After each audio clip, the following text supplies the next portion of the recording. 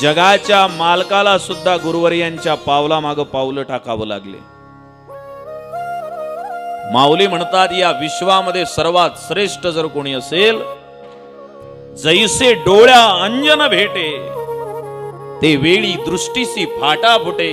महावैष्णव ज्ञानोबाराय म्हणतात, मग वास पाहिजे देत प्रगटे महानिधी, मूळ सिंचने सहजे शाखा पल्लव संतोषते। डोळ्याला अंजन घालण्याचं काम आई करते लहानपणी, छोट्याशा बालकाचं। कौशल्या मातेनं काजळ भरलं, तुम्ही भरता, कशा करता? त्याचे डोळे मोठे होतात म्हणते, त्याला रस्ता दिसते। या चर्मचक्षुला मोठं करण्याकरता आपण काजळ भरतो, त्याचे डोळे मोठे करतो, पण सद्गुरूच्या ज्ञानाचं अंजन डोळ्याला दृष्टीला भेटलं की त्याला ज्ञानाचा मार्ग प्रशस्त होतो आणि दिसायला लागतो।